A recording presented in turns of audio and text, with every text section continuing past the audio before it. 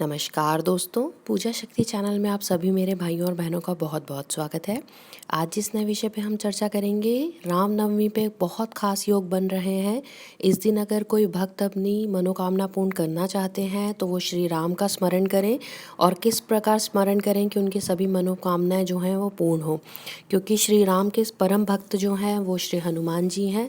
तो अगर आप रामनवमी पे पूजन करते हैं तो राम भगवान तो आपसे प्रसन्न होते ही हैं तथा आपको साक्षात हनुमान जी का आशीर्वाद भी प्राप्त होता है। जैसे कि सभी जानते हैं, रामनवमी का त्यौहार चैत्र शुक्ल की नवमी को मनाया जाता है। जो रामनवमी का दिन रहता है, इस दिन चैत्र नवरात्रि की समाप्ति भी हो जाती है और हिंदू शास्त्रों के अनुसार इस दिन भगवान श्री राम का जन्म हुआ था। अतः इस शुभ तिथि को भक्त लोग रामनवमी के रूप में भी मनाते हैं। यह पर्व भारत की श्रद्धा और आस्था से मनाया जाता है। सभी जानते हैं, बहुत ही पवित्र दिन होता है ये। अगर इस दिन आप पवित्र नदियों में स्नान करते हैं तो पुण्य जो होता है वो आपको प्राप्त होता ही होता है। अब जो रामनवमी की पूजन है वो किस प्रकार करना चाहिए कि हमें श्री राम का भी आशीर्वाद प्राप्त हो तथा जो साक्षात हनुमान जी हैं वो भी हमारे सारे विघ्नों को हर ले तथा हमें हमारे जीवन में जो कष्ट चल रहे हैं उनसे हमें मुक्ति प्रदान करें। इस दिन पूजन जो होता है वो शुद्ध और स्वास्तिक रूप में भक्तों को करना चाहिए। अगर आप किसी वजह से उपवास नहीं भी कर पाते हैं तो विशेष जो रूप होता है एक भक्ति का, वो होता है आपका साफ मन। अगर आपका जो मन है वो शुद्ध है, साफ है, तो अगर आप इस दिन उपवास नहीं भी करते हैं तो भी जो श्री राम है आप पे अपनी कृपा ज़रूर बरसाते हैं। इस दिन प्रातःकाल आप स्नान कर लीजिए। उसके बाद भगवान श्री राम का स्मरण करते हुए सभी जो भक्त हैं वो व्रत और उपवास का पालन करते हैं।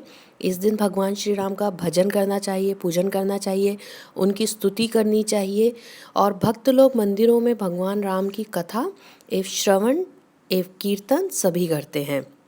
इसके साथ ही आप भंडारे में प्रसाद भी दे सकते हैं। अगर आपकी क्षमता है तो आप इस दिन दान ज़रूर करें। तो भंडारे से क्या होता है, अगर आप भंडारों में अपना दान देते हैं तो जो जितने भी गरीब हैं या जिन्हें ज़रूरत है वो सभी एक तरीके से आपका दिया हुआ भोजन ग्रहण करते हैं, तो उसका भी पुण्य जो है आपको डबल मिलता है। भगवान श्री राम का संपूर्ण जीवन ही जैसे है लोक कल्याण में बीता है। उन्होंने हमेशा ही सबका कल्याण किया है।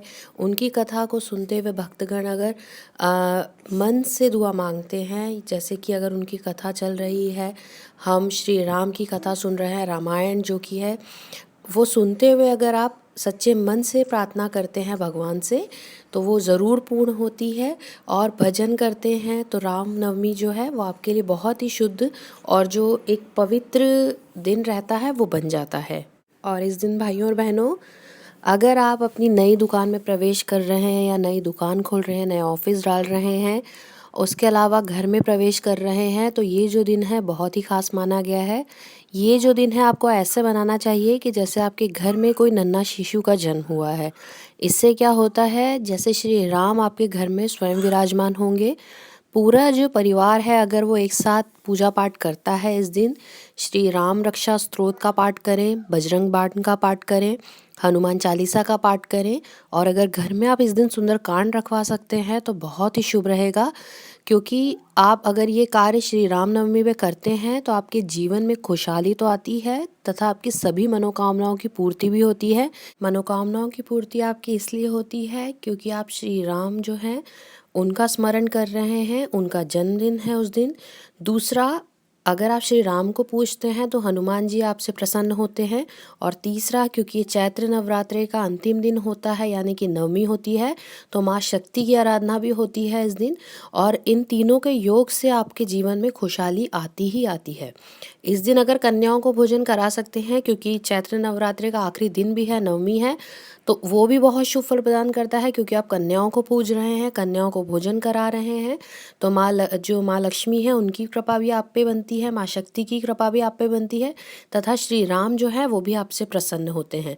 जैसे मैंने पहले कहा, क्योंकि श्री राम आप जीवन में हमेशा उन्होंने कल्याण किया है, लोगों का बहुत भला किया है, तो अगर आप इस दिन कुछ कल्याणकारी कार्य करते हैं, जैसे मैंने पहले कहा कि आप भंडारे में दान करिए, आप गरीबों को दान करिए। इस दिन जो है दान का महत्व बहुत ज़्यादा है। भले आप उपास ना कर पाएँ, आप व्रत नहीं कर पाते हैं, परंतु दान करें। पर दान आपका कैसा होगा, आप मंदिर में भगवान को ना चढ़ाएं। दान आपका किसी इंसान को होना चाहिए, किसी जानवर को होना चाहिए ताकि उनका पेट भरे। अगर उनका पेट भरता है भोजन से, या आप उन्हें कपड़ों का दान करते हैं, आप उन्हें किसी ऐसी वस्तु का दान करते हैं जिनकी उनको महत्वाकांक्षा हो या जिस समय उनको ज़रूरत हो, तो वो जो दान होगा वो महादान होगा, आपको अक्षय पुण्य की प्राप्ति होगी। क्योंकि मंदिर में अगर आप दान करते हैं तो वो दान जो है वो इतना नहीं लग पाता है, क्योंकि भगवान को किसी चीज़ की कमी नहीं है। भगवान को अगर आप किसी चीज़ का चढ़ावा चढ़ाते भी हैं तो उनको उस चीज़ की ज़रूरत नहीं है, परंतु अगर आप किसी मनुष्य की मदद करते हैं, अपने आसपास वाले लोगों की मदद करते हैं, किसी जानवर की मदद करते हैं, तो वो जो रहता है साक्षात जो भगवान है आपको अपना आशीर्वाद प्रदान करते हैं। तो इस बात का आप ध्यान रखिए कि आपको अगर दान करना है इस दिन, तो आप मंदिरों में भगवान को ना चढ़ाएं, आप किसी गरीब को दान करें, कन्याओं को दान करें, या ऐसे किसी ज़रूरतमंद को दान करें जिसको उस समय बहुत ज़्यादा इस चीज़ की ज़रूरत हो।